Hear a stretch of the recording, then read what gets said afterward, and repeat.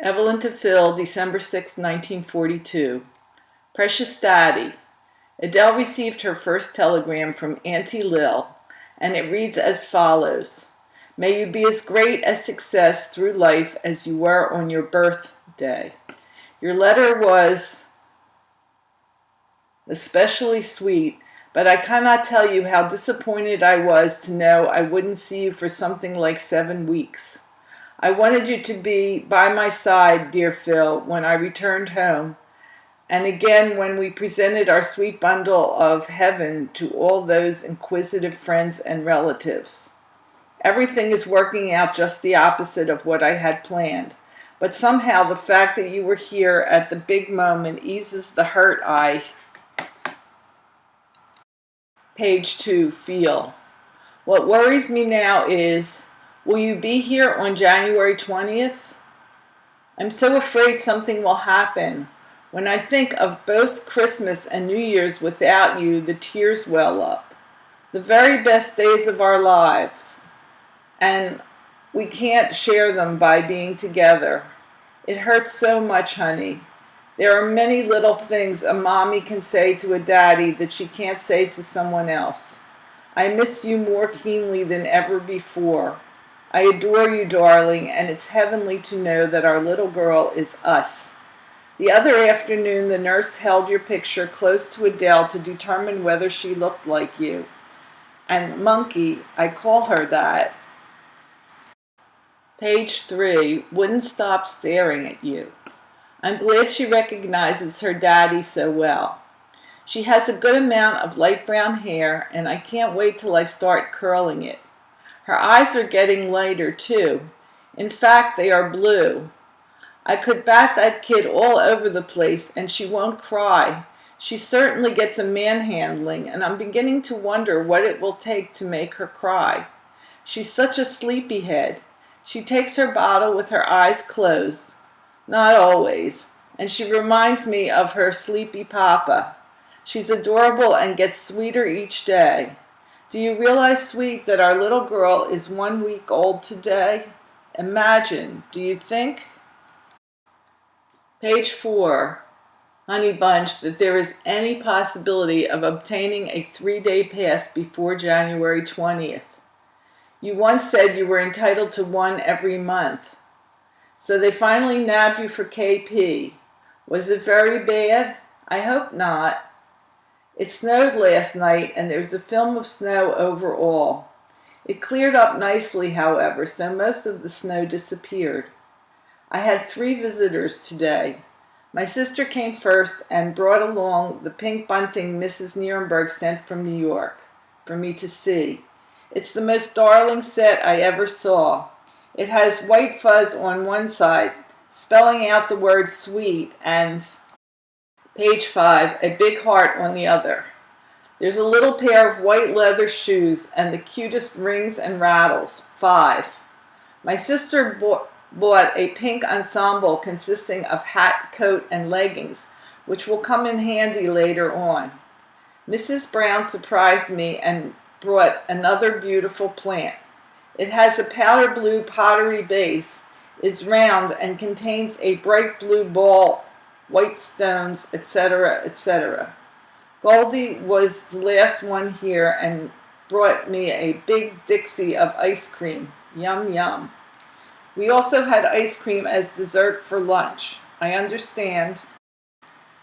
Page 6. There's a big surprise in store for me when I get home. I haven't the slightest idea of what's in store for me. Ethel and Al changed the mattress today, and I'm glad that's finished. We'll positively have to get a chest now, or I'll be unable to unpack the gifts. I told Mom to keep $5 of her $20 check toward our telephone bill of $9.05. Incidentally, baby, if you are positively sure you will not be able to come home, at least till payday, would you mind sending me about $10? I have to pay insurance, balance of phone, page 7 bill, and order various formulas, powders, oils, etc. for the baby. And since everyone has been so thoughtful, I don't wish to make a touch. Furthermore, I've told the kids to forget about the balance due me, and I've been talking to Goldie about a nice birthday gift for Harry. All I have is a nickel, and I'm hoping there will be a little something left from the $85, but I doubt it.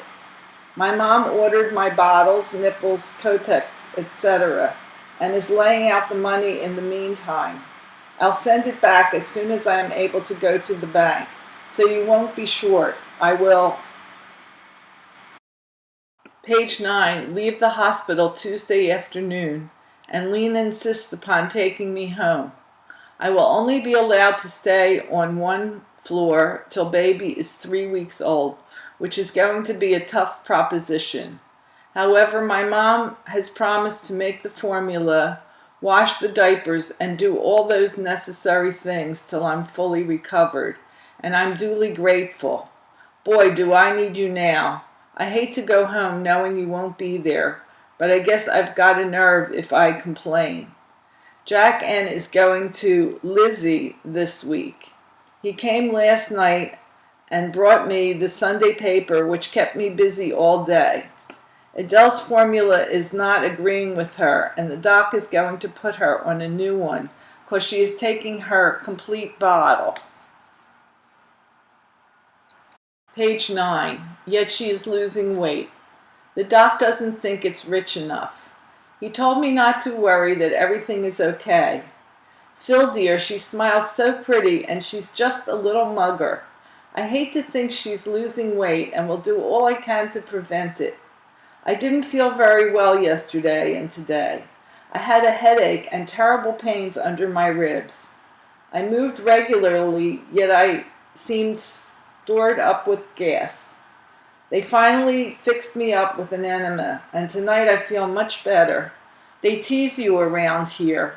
Tomorrow, page 10, morning, I can dangle my legs by the bedside, and tomorrow night I can sit in the rocker. How about that? I can't walk till Tuesday morning, so I guess I'll be rather shaky going home. I find it very tiresome writing in bed, so I hope you will excuse the sloppiness. I sleep well and dream of you all night. I love you, my precious husband, and may the love I bear you keep you well and happy till I can snuggle you in my arms and smother you with kisses. Lights out at 9 for me too, so I'm always with you, baby. Mommy. Please, honey, send Harry a birthday card. I want him to receive one from you.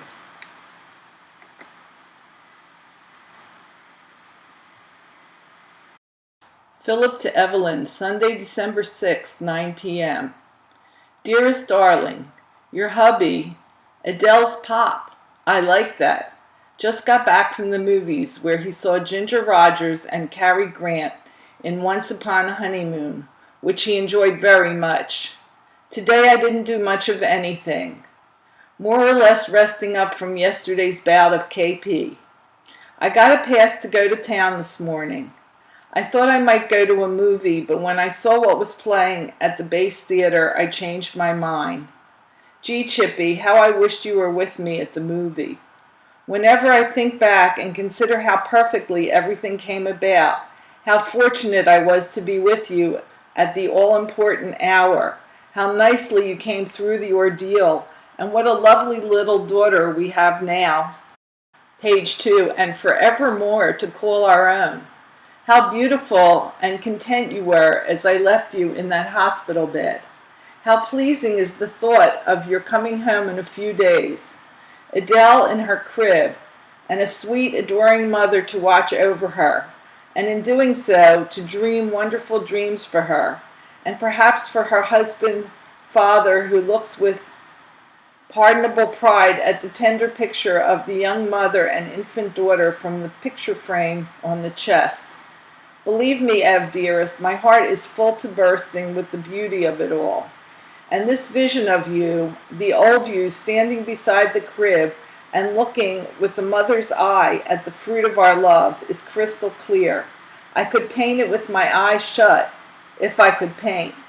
God grant you the realization of all the hopes inspired by your daughter and mine, the sweet and lovely little infant Adele Barra. May the fates treat you as their own, my dears. Your loving husband and father, Phil.